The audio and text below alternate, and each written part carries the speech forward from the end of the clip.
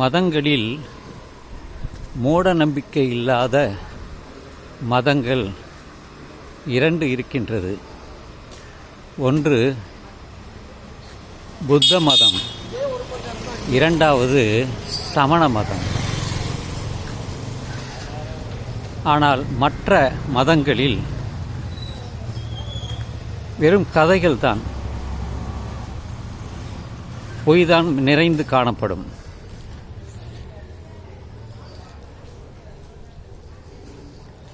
அது இதிகாசமாக இருக்கட்டும், புராணங்களாக இருக்கட்டும், எதுவாக இருந்தாலும் ஒவ்வொரு மதத்திலும் அதிகமான மூட நம்பிக்கைகள் இருக்கின்றன. அந்த மூட நம்பிக்கைகள் நம்பிக்கையாக இருக்கிறது. அதில் குறிப்பாக இந்து மதம் 100க்கு 100 விழுக்காடு கற்பனையால் உருவாக்கப்பட்ட ஒரு மதம்தான். நம்பிவிட்டார்கள்.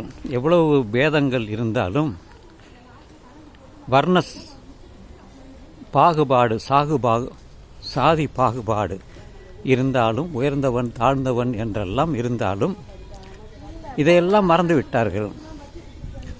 புராணங்களை எடுத்துக்கொண்டு அதுதான் உண்மை என்று எல்லோரும் நம்புகிறார்கள். அதற்காக பண்டிகைகளை அமைத்து கொண்டாடுகிறார்கள். இது 2000 வருடங்களுக்கு முன்பு அப்படியெல்லாம் எந்த மதங்களுமே இல்லை. ஒரு கொலைகார மதம் ஒன்று இருக்கிறது, அது யூத மதம். பார்க்கலாம், உங்களுக்கு செய்தித்தாளில் படித்தால் தெரியும். 1000 பேர் இறந்தாங்க, 2000 பேர் இறந்தாங்க அப்படின்னு விதவிதமான போர் தளவாடங்களை வைத்து எங்கிருந்தோ அனுப்புவது. அது கீழே விழுந்து இருக்கக்கூடிய இடங்கள், கட்டிடங்கள் அழிந்து போகும், மக்களும் அழிந்து விடுவார்கள். இப்படி ஒரு கொலைகார ஒரு சமயம் இருக்கிறது என்றால் அதுதான் இந்த யூத மதம். மற்ற மதங்கள் எல்லாம் கற்பனைகள் தான். நான் சொன்னது போல இந்து மதத்தில் தான் மிக அதிகமான கற்பனைகள் இருக்கிறது. கோயிலை எடுத்துக்கொண்டால் அதில் பல சிற்பங்கள் இருக்கும். அந்த சிற்பங்களுக்கு கருவாக அமைந்திருப்பது இந்த புராணங்கள் இருக்கக்கூடிய கதைகள் தான். இந்த புராண கதைகளைத்தான் அவர்கள் சிற்பங்களாக செதுக்கியுள்ளார்கள்.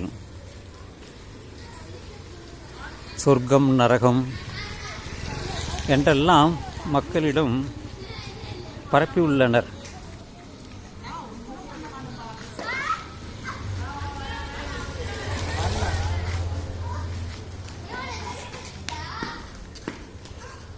பாவம், புண்ணியம், சொர்க்கம், நரகம், 7 உலகம்,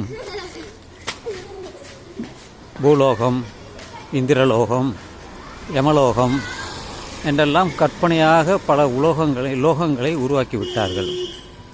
அதுக்கு ஒரு தேவியையும் உருக்கிவிட்டார்கள். அசுரர்கள், தேவர்கள் என்றெல்லாம் அவர்கள் என்னெல்லாம் நினைத்ததை எழுதி வைத்தார்களோ அதெல்லாம் இன்று நாட்டில் நடைமுறைக்கு இருக்கிறது. கற்பனை தான்.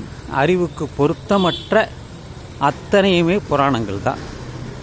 எல்லாவற்றிலும் கதைகள் இருந்தாலும் இந்து மதத்தில் மிக மிக மிக மிக மிக அதிகம். சொல்வேன், நீங்கள் பார்த்தால் உங்களுக்கு தெரியும். இது பல நாடுகளில் பரவியுள்ளது.